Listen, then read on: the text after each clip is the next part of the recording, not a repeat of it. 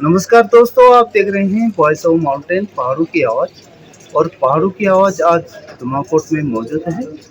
जैसे पूरे उत्तराखंड के अंदर, प्रदेश के अंदर एक प्रकरण छाया हुआ है प्रेमचंद अग्रवाल के बारे में। और पूरा प्रदेश आक्रोशित है गांव-गांव से और क्षेत्र से। अपनी जो क्षेत्रीय पार्टी है केंद्रीय कार्यकारिणी अध्यक्ष हमारे साथ यहाँ पे आनंद जुआल जी मौजूद हैं। सर, एक प्रकरण तो अभी नरेंद्र सिंह नेगी जी ने जो अभी जो यहाँ पे एक रैली की कहा कि इसमें उन्होंने माफी मांगी, सब कुछ ठीक ठाक हो गया, लेकिन उसके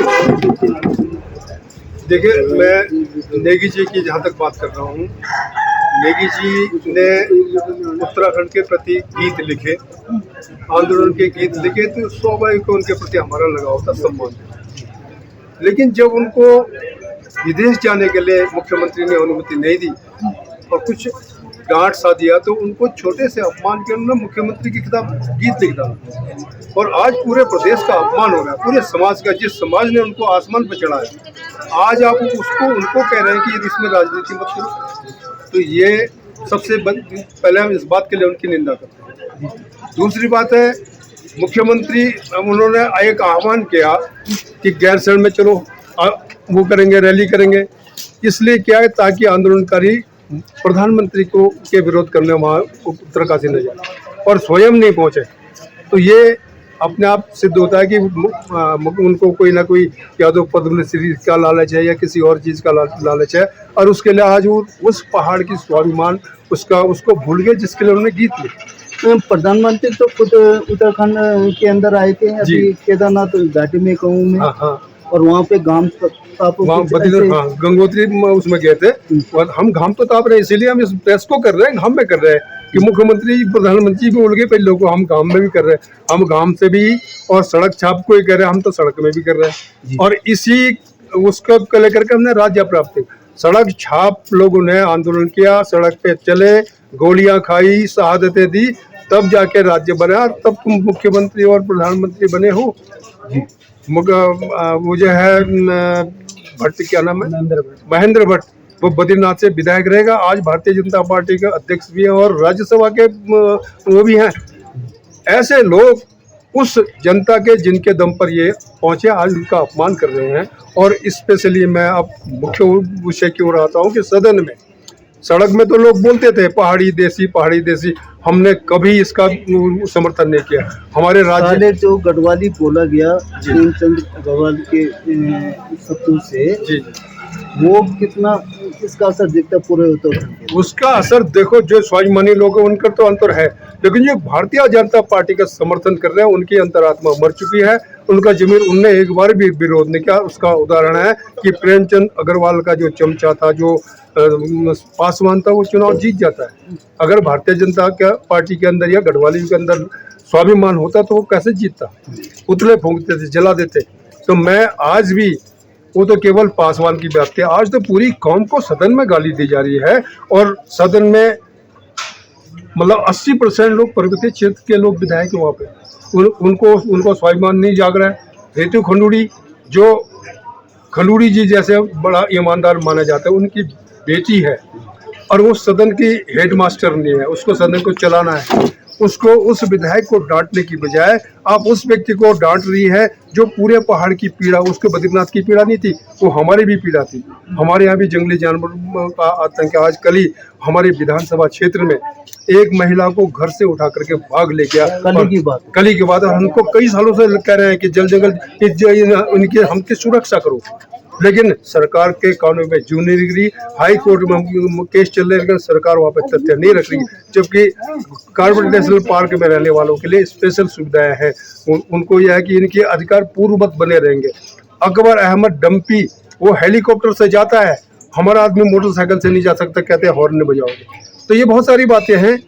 तो इन तमाम बातों को लेकर के हम पूरे प्रदेश में जा रहे हैं, और इसलिए जा रहे हैं कि हम एक ही जगह से प्रेस कर सकते थे, लेकिन आजकल प्रेस के संस्करण क्या है, कोटद्वार की न्यूज़ जो है हरिद्वार में नहीं जाती, हरिद्वार की देहरादून नहीं जाती, उसकी उत्तरकाशी नहीं जाती। इसलिए हम पूरे प्रदेश में हर जिला मुख्यालयों पे, तहसील मुख्यालयों पे जाकर के जनता को आप लोगों के माध्यम से जनता को आग्रह कर रहे हैं कि भाई आप कब तक मान रहोगे, अगर आने वाले परिसीमन में जो ये इनकी साजिश है, अगर तो उनके आवाज के हम कितने रह जाएंगे, हम तो 1% लोग हैं, हम भी कब तक करेंगे। तो जनता स्वयं जागरूक हो, आपके बच्चों की नौकरी 35,000 नौकरी आपकी भारतीय जनता पार्टी और कांग्रेस के उन्होंने विधानसभा अध्यक्षों ने और मुख्यमंत्रियों ने पिछले दरवाजे हमारे बच्चों की नौकरी बेच डाली। मूल निवास हमारा समाप्त कर दिया, भू कानून का बेवकूफ बना रहे हैं। भू कानून तो वो कह रहे हैं जैसे जैसे ये जो 100 इन्होंने निकाय बनाए हैं वो इसलिए नहीं बनाया कि विकास कर, इसलिए बनाया कि वहाँ की जमीनें बेचनी। कल को नैनी डांडा धुमाकोट की ये नगर पंचायत घोषित कर देंगे और यहाँ की जमीनें भी बेच डालेंगे। और जो यहाँ पे इतने सालों से रह रहे हैं, 70-80 साल से हो गए, उनको नोटिस दे रहे कि खाली करो। ये तमाम साजिश भारतीय जनता पार्टी वहाँ से रच रही है। और हमारे जो छोटे छोटे कोई जो पन्ना प्रमुख बना है, कोई प्रतिनिधि बना हुआ है, वो अपना ईमान बेच रहे हैं और गांव वालों को भी भ्रमित कर रहे हैं। मैं निवेदन कर रहा हूँ कि इन पन्ना प्रमुखों को भी पकड़िए, आप पकड़िए कि तुमने तो ये कहा था, कहाँ गया हमारा रोजगार, कहाँ गया हमारा विकास। और आज सबसे बड़ी दुखद बात विधानसभा में हुई है, और बात जो हुई उसके बाद नरेंद्र सिंह नेगी जी ने जो वक्तव्य दिया, महेंद्र सिंह ने दिया, आपके सुबोध उनियाल ने जो वक्तव्य दिया, इनकी हम तमाम निंदा करते हैं। और हमने सरकार को ज्ञापन न दे करके हमने राज्यपाल को दिया, क्योंकि राज्यपाल प्रदेश का सबसे बड़ा शासक होता है।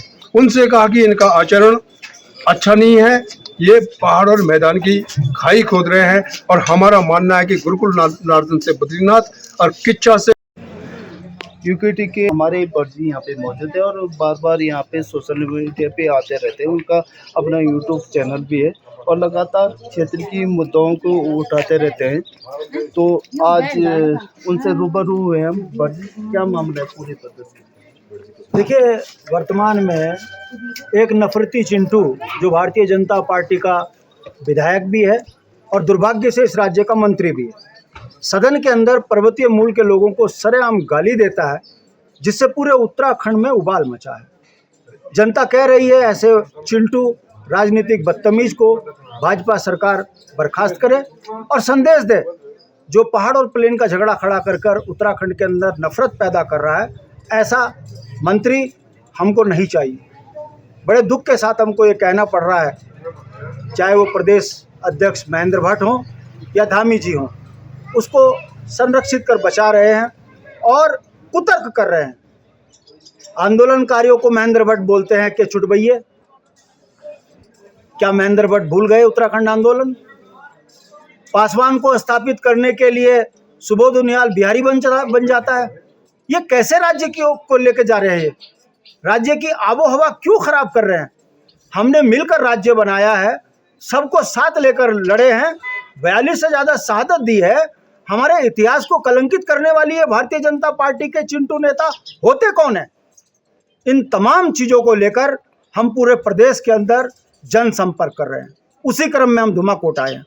हमने पहले उत्तरकाशी में जनसंपर्क किया, प्रेस के माध्यम से बताया कि उत्तराखंड की सरकार नफरती चिंटू प्रेमचंद अग्रवाल के ऊपर कार्रवाई नहीं कर रही है। और जो 69 विधायक हैं वो जो सदन में चुप रहे, वो बताएं आपकी कौन सी ऐसी मजबूरी थी जिस कारण आप चुप रहे। 10 तारीख को हम तमाम विधायकों को उनके आवास में पत्र देंगे और उस पत्र में उनसे पूछेंगे आप अपनी चुप्पी का कारण बताएं, वरना पुतले फूंकने से लेकर आपका विरोध आपके घर में भी शुरू कर दिया जाएगा।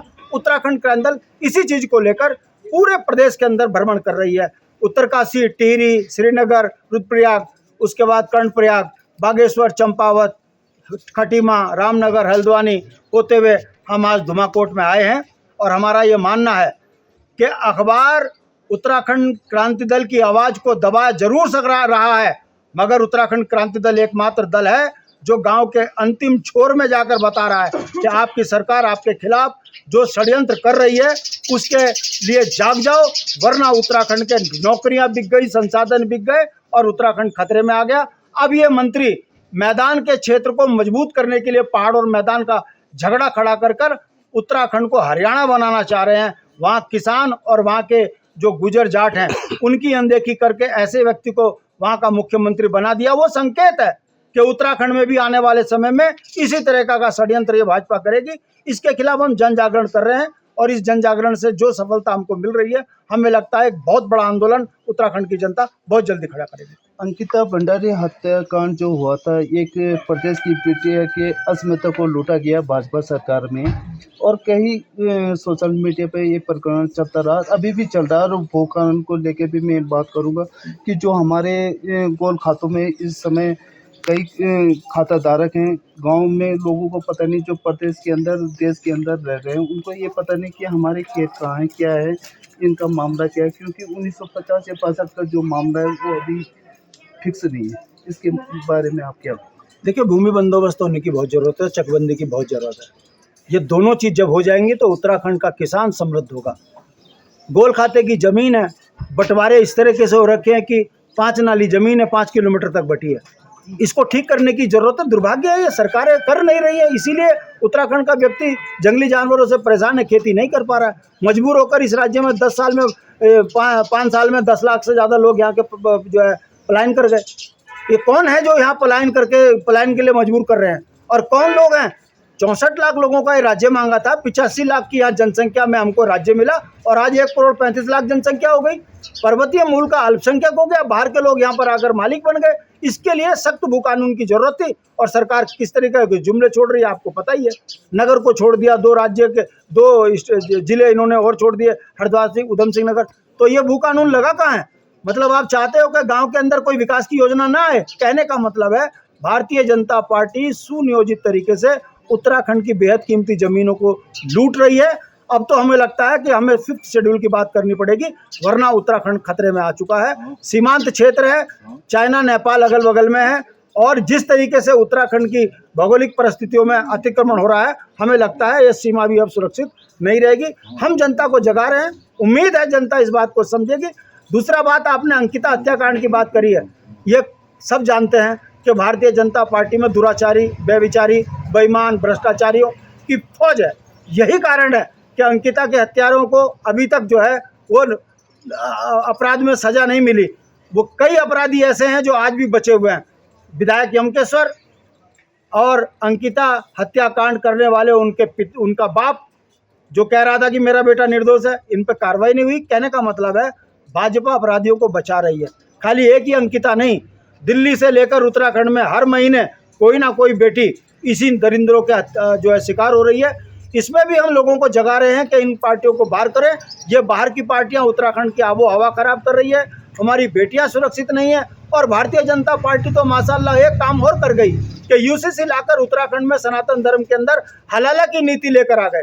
अब आप देखिए, जिस सनातन धर्म में 7 जन्मों का बंधन हम करते हैं, हम बेटी का रिश्ता करते हैं, सगाई करते हैं, एक दूसरे का मुंह तब तक नहीं देखते जब तक शादी नहीं होती। और भारतीय जनता पार्टी कह रही है 16 साल की उम्र लड़की की हो वो लिविंग रिलेशन में रहे, उसके बाद बदल के रहे, 20 बार बदले, 100 बार बदले। यदि उसके साथ कोई घटना हो गई तो जिसके कारण वो घटना हुई उसको उसकी संपत्ति में अधिकार मिल जाएगा। बाहर का बिहारी यहाँ 1 साल लिविंग रिलेशन में रहेगा तो वो उत्तराखंड का अस्थायी हो जाएगा। मतलब कहने का मतलब है, जो भाजपा सनातन धर्म का ढोंग करती है वही सनातन हमारे क्षेत्र में इस समय जो धुमाकोट क्षेत्र है, और तभी विधानसभा हुआ करती थी, क्योंकि अब परिसीमन हो चुका है, क्योंकि लैंसडाउन विधानसभा में ये क्षेत्र भी चला गया है जनसंख्या के आधार पे। इसी क्रम में हमारे गुरुदेव हैं यहाँ पे सुंदरयाल जी से मैं अपनी बातें देना चाहूँगा, उनकी बातें सुनना चाहूँगा और हमारी जनता भी सुनना चाहिए। सर जी, जैसे घटनाक्रम घटा पूरे प्रदेश के अंदर, अग्रवाल से लेकर पहले से लेकर क्या हो रहा है प्रदेश के? सबसे पहले तो मैं उत्तराखंड वासियों को अपना सादर प्रणाम करता हूँ। हमारे कार्यकारी अध्यक्ष श्री जुयाल जी और प्रदेश प्रवक्ता श्री भट्ट जी ने बहुत कुछ इस संबंध में बता दिया है। बताने के लिए मेरे पास अब कुछ नहीं है, केवल इसके कि क्या समय था जब इसी धुमाकोट तहसील के प्रांगण में हमने कसम खाई थी कि घास की रोटी खाएंगे, उत्तराखंड बनाएंगे। आज भी यहाँ पे वो लोग उपस्थित हैं अभी। सन 94 की बात है। क्या हुआ उत्तराखंड में, क्या मिला हमको? जिन्होंने विरोध किया, कांग्रेस हो चाहे बीजेपी हो, हमारा ये एक ऐसा आंदोलन था जो स्वस्फूर्त आंदोलन था, जिसमें कभी किसी नेता को नहीं आने दिया। केवल इंद्रमणि बडूनी, जिसको कि उत्तराखंड का गांधी कहा गया, उन्होंने यहाँ पर इसी धुमाकोट प्रांगण में जो हमको जो है दिशा निर्देशन दिया था। दुर्भाग्य है, आज क्या करें, उत्तराखंड वासी इन पार्टी, ये जो राष्ट्रीय पार्टियों के चक्कर में हमेशा फंसती आई है। आज मैं समझता हूं कि जिस प्रकार से उस समय स्वस्फूर्त आंदोलन था, आज फिर उसकी आवश्यकता हमको महसूस हो रही है। और अगर नहीं हुआ, ये निश्चित है कि अगले कुछ वर्षों के अंतर्गत बहुत कम समय है कि उत्तराखंड वासी स्वयं को उत्तराखंडी नहीं कह पाएंगे, क्योंकि आप देख रहे हैं वो कानून लगाया, क्या लगाया, ये सब जानते हैं। हमारा मूल निवास, सबसे बड़ी जो उन्होंने हमसे जो छीना है हमारा अधिकार, ये छीना है मूल निवास। हमको मूल निवास मिलता था, उसके आधार पे कहीं ना कहीं सरकार में कहीं जो है हमको उसका जो है लाभ होता था। लेकिन आज मूल निवास को उन्होंने गर्त में डाल दिया। जो बाहर से आया उसको बोला 10 साल 15 साल में जो यहाँ रह रहा है सबको स्थायी निवास दे दिया। स्थायी निवास और मूल निवास में बहुत बड़ा परिवर्तन है। मूल निवास का मतलब है जो मूल रूप से यहाँ पैदा हुआ है, जिसकी पैतृक संपत्ति यहाँ है, लेकिन जो स्थायी रूप से यहाँ आ रहा है उसका कुछ भी नहीं है, उसको भी जो है उसी लाइन में लिया है। ये सबसे बड़ा दुर्भाग्य है। मैं समझता हूँ कि आज उत्तराखंड वासियों को जागना पड़ेगा, इंद्रमणि बडूनी को याद करना पड़ेगा, और जब तक कम से कम हमारे राज्य में हमारा क्षेत्रीय दल आगे नहीं आएगा, तब तक ये राष्ट्रीय पार्टियां उत्तराखंड के पहाड़ी क्षेत्रों को, कम से कम पहाड़ी क्षेत्रों को ये समाप्त करने के चक्कर में है। यहाँ से पूरी तरह से पलायन हो चुका है, आप देख रहे हैं, पलायन हो गया। कहाँ है, क्यों हुआ पलायन, इन्होंने कभी नहीं सोचा। मैं तहसील दिवस में हमेशा बोलता हूँ, ये बात हमेशा रखता हूँ कि भाई यहाँ के लिए तुमने कौन से संसाधन जुटाए, कैसे जो है हमारा बच्चा यहाँ रहेगा। हमारा बच्चा जो है पढ़ने लिखने के बाद जो है उसको बाहर जाना पड़ रहा है नौकरी के लिए। अब ये बेरोजगारी यहाँ इतनी ज्यादा हो गई है कि बेरोजगारी के कारण उसको जाना पड़ेगा।